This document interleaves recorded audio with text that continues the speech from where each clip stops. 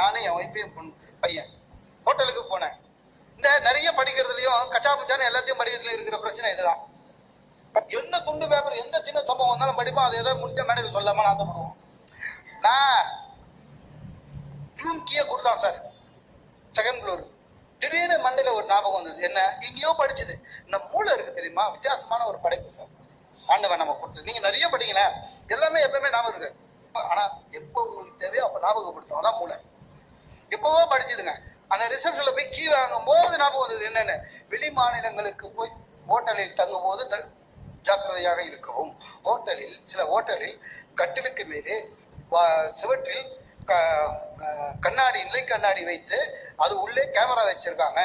நீங்க இருக்கும்போது அதை ஷூட் பண்ணி நெட்ல விட்டுருவானுங்கன்னு போட்டு இருந்தது. படிச்சது பக்குன்னு ஆயிடுச்சு. டெல்லி வேறையா, என்ன பண்றது?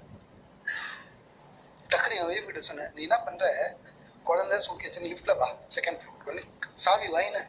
படிக்கட்டுல ஓடி ரூமை திறந்து லைட்டை போட்டு பாக்குறேன். நான் படிச்ச மாதிரியே இருக்கு. கட்டுல பிளைவுடு, நடுவுல ஒரு அடிக்கு நிலக்கண்ணாடி மிரர். அடாடா. ஆனா அது கூடவே இன்னொன்னு படிச்சேன். என்ன அப்போ, ஆனால் உள்ள கேமரா இருக்கா இல்லையா என்று நீங்களே கண்டுபிடித்து விடலாம். எப்படி என்றால், ரூமில் இருக்கிற லைட் எல்லாம் ஆஃப் பண்ணிவிட்டு டார்ச் லைட் எடுத்துக்கொண்டு அந்த கண்ணாடியில் அடியுங்கள். ஒளி ஊடுருவுச்சுன்னா இல்லைன்னு அர்த்தம். ஒளி ஊடுருவாம டக்குன்னு பண்ண எல்லா லைட்டையும் ஆஃப் பண்ணிட்டேன். டார்ச் லைட் எடுத்து செல்போன்ல இருந்து அப்படி சார் அடிக்கும் போதுதான் திடீர்னு மறந்துட்டேன். ஊடுருவுச்சுன்னா இல்லையா, ஊடுருவலனா இல்லையா? திரும்பி பார்க்குறேன், என் ஒய்ஃபு குழந்தை சூட்கேஸோட காலி லைன்ல இருக்கா. இங்க என்ன வந்து சர்க்கஸ் பண்ணிட்டு வரேன். அவகிட்ட சொல்ல முடியாதுங்க இந்த மாதிரி கேமரானா. அதோட முடிஞ்சுது, அதோட பினிஷ். நான் தொலைச்சிருவா, கேட்கவும் முடியாது. ஊடுருவதா பாருன்னு சொல்லவும் முடியாது. ஏன்னா ஊடுருவதுன்னு சொன்னா அவளுக்கு புரியாது. அவ இங்கிலீஷ் மீடியம் படிச்சவன், சரியா, புரியாது. ஊடுருவத்துக்கு என்ன இங்கிலீஷ்லன்னு எனக்கு தெரியாது. ஏன்னா நான் தமிழ் மீடியம் படிச்சவன். எதுக்கு பிரச்சனை வா அப்படின்னு சொல்லிட்டு நம்ம மாட்டீங்க சார். இருந்த 3 நாள் நம்ம வள்ளலார் மாதிரியே மூடினே உட்காந்து. வேற வழி இல்லைங்க, வேற வழி இல்லை சார். சில வாட்டி பெண்கள் வந்து ஷார்ப்புங்க, அவ்வளோ ஷார்ப், ஈஸியா கண்டுபிடிச்சிருவாங்க. சார் என்னங்க சிபிஐல விசாரணை பண்ணி அதுக்கப்புறம் மூஞ்சி பார்த்தவொடனே நம்ம பண்ண தப்ப கடகடன்னு சொல்லுவாங்க சார். ஆண்டவன் அவங்களுக்கு கொடுத்த வரோம். நம்ம ஆளுக்கு பாருங்க, சண்டையை போட தெரியாது. தெரியும் ஆம்பளை, சாதாரணமா ஆம்பளைங்களுக்கு பேசவே வராது.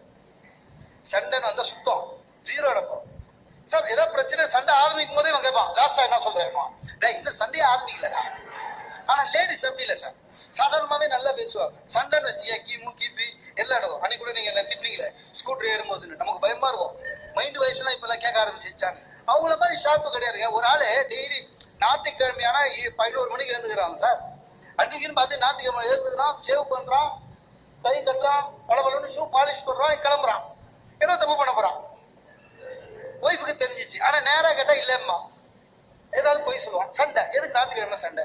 அந்த அம்மா எவ்வளவு அழகா ஹேண்டில் பண்ணாங்க தெரியுமா. வந்தது எங்க நம்ம ஆளுக்கு பொய் சொல்ல வராது. ஒண்ணு பொய் சொல்லும் போது என்ன பண்ணுவோம், குரலை ஓசத்துவோம் ஆட்டோமேட்டிக்கா. அது ஆம்பளைங்களோட வீக்னஸ்.